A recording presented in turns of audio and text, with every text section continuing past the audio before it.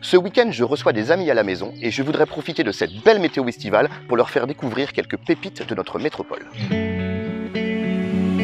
Pour ça, direction l'Office du tourisme, place du Mar 3 à Orléans, et j'ai rendez-vous avec un guide conférencier qui va nous livrer ses petits coups de cœur.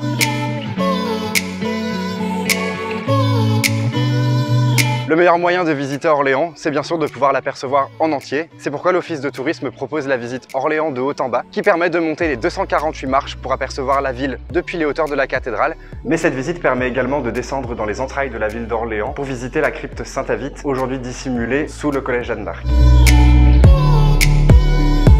Après la cathédrale, le deuxième coup de cœur, évidemment, c'est la découverte de la Loire, le fleuve royal qui forge l'identité de notre métropole. On va voir ça tout de suite en faisant une petite balade en bateau avec Axel.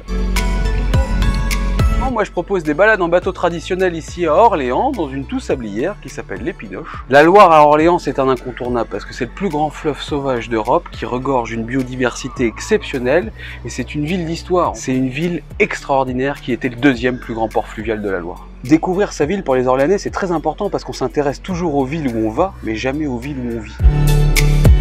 Le troisième coup de cœur, c'est évidemment les bords du Loiret, dans la ville d'Olivet, qui sont aménagés depuis le Moyen-Âge par la présence de nombreux moulins qui sont établis depuis le VIe siècle. Ces moulins font partie intégrante aujourd'hui de l'histoire de l'Orléanais, puisqu'ils ont participé à l'essor économique de la région et également rapportent un charme authentique à la ville d'Olivet. C'est aussi l'occasion de faire une balade à pied ou à vélo, à la découverte à la fois d'un patrimoine architectural authentique et d'un patrimoine naturel sur les bords de la rivière.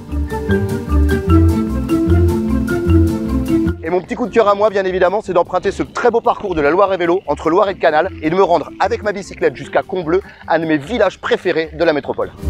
Quand on partait de bon matin, quand on partait sur les chemins à bicyclette,